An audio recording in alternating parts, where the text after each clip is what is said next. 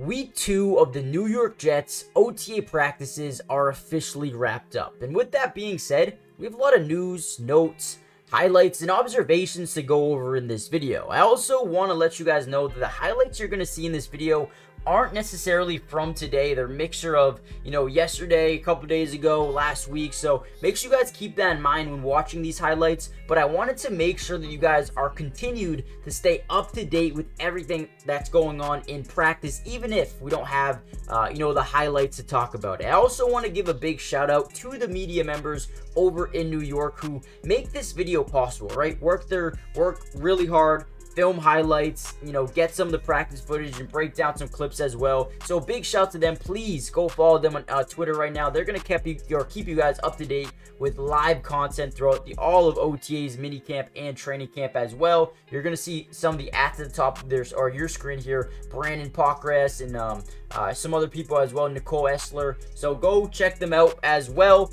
And with that being said, let's get into the video a little bit. Now, before we do that, comment down below who you think could break out this year for the Jets. Just want to see a couple of names that you guys are interested in. Now, with that being said, let's officially get into some practice notes here.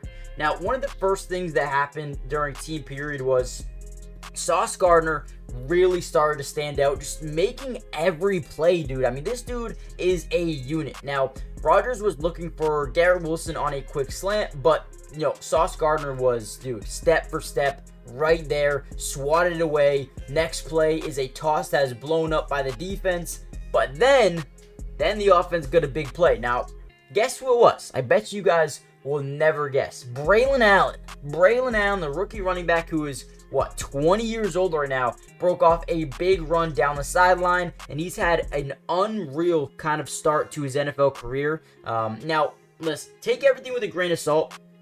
There's no pads, there's no contact, right? They're not really wrapping up, but Braylon Allen looks good. In terms of first impressions, this dude looks like a beast, right? Also saw Rodgers finding Garrett Wilson on a nice out route, did beat Sauce Gardner on that play, made a toe tapping kind of catch on the sideline, and then another interesting factor of today's practice, another running back standing out, and Tarik Cohen. Tarik Cohen's a guy who I love in terms of the agility, the elusiveness, the speed, the quickness out the backfield as a pass catcher, but also the return. I think he could be a returner as well for them. But actually, got a lot of first team reps today. Now, I don't know if that's because some guys were out or what it is. But what I do know is, man's got a lot of potential. And if you give him the ball in the backfield on a swing pass or a screen, the man is a threat to score on any play, which makes me really, really, I'm just looking forward to see what he can do, right? So, yes, Tarik Cohen got a lot of work with the ones today, and he just signed. I'm curious to see what happens next with him, right? Now, in 7-on-7 series, Tyrod Taylor found Brownlee on 2 quick underneath routes and then tried him on a deep ball, but JBC stays with him stride for stride, broke it up. Nice little play there, by the DB. The offense is really trying to see what they can do alongside the deep ball. And Jarek Bernard Converse was a guy who they drafted in the 6th round last year and definitely made a big play today. I want to see him continue to play that safety role really well the way he did today. I thought he is really making a name for himself over the past couple of days. So want to see him continue to do that. Tyrod Taylor did finish his series with a completion to Kuntz underneath. Kuntz is another player I'm very interested in seeing how he can develop. Obviously, you have Kenny Yeboah, who looked good last practice, and Jeremy Rucker and Tyler Conklin looking to take a major step up here with Aaron Rodgers this season. But Kuntz, a 7th round draft pick of last season,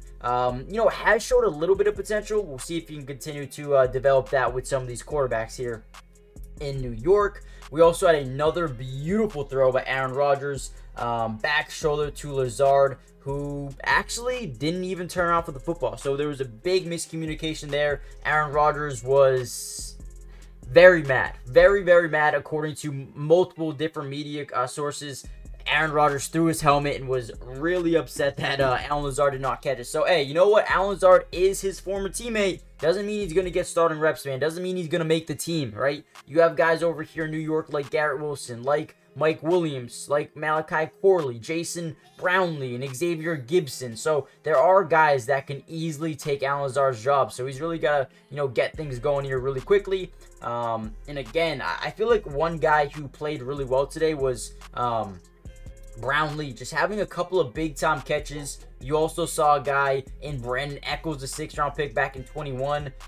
He had a couple of great plays. And then McCutcheon as well. McCutcheon had a nice little catch as well. So let me know what you guys think overall today's practice. Also, before we get any further, make sure you guys hit the like button, subscribe if you're new, join the family. It's free. It doesn't cost anything. And we will be covering the Jets throughout the entirety of the offseason, not only for OTAs, but mandatory minicamp, preseason, regular season, and get this. Once regular season, preseason kick off, we're going to be breaking down film week by week, looking at Aaron Rodgers, looking at all these guys, the defense, the offense, breaking down film. So make sure you guys stay tuned for that as well. And then they had a new team period start.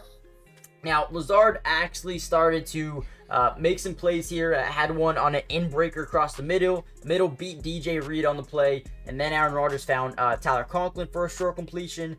And then found Wilson on the next play. Fired another strike to Lazard in traffic, who made a really good catch that time. So one team period, Lazard looked pretty bad and got Rodgers pissed off. Next team period, looked a little bit better, and Aaron Rodgers was torching the defense, right? So a lot of good things, a lot of bad things. What else happened? I totally forgot. Rookie cornerback Quantez Stiggers also had a pick six. I believe Tyrell Taylor, went to pass it to, I believe, Allen Lazard again. Maybe it was a check down to Braylon Allen. And then, just jumped the route, took it to the house, causing the entire Jets defense to run down, just celebrate, man. Love to see that.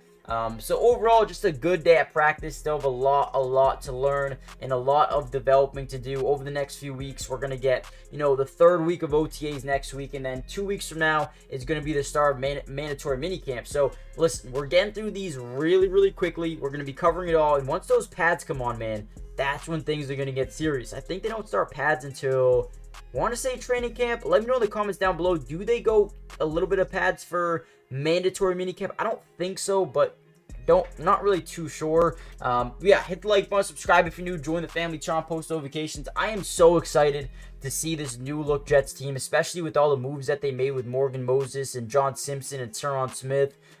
Dude, this offensive line has the capabilities to be the best in football, and the most important thing in the NFL is protecting your quarterback, Aaron Rodgers. And they're going to have the ability to do that this year with the guys they brought in, John Simpson, Morgan Moses, and Smith. I think those guys are tremendous. And then you talk about Olu, who they drafted in the first round as well, as a developmental piece who has insane potential. Man, I love what they've done, and I'm going to continue to love what they do going forward. Hit the like button, subscribe if you're new.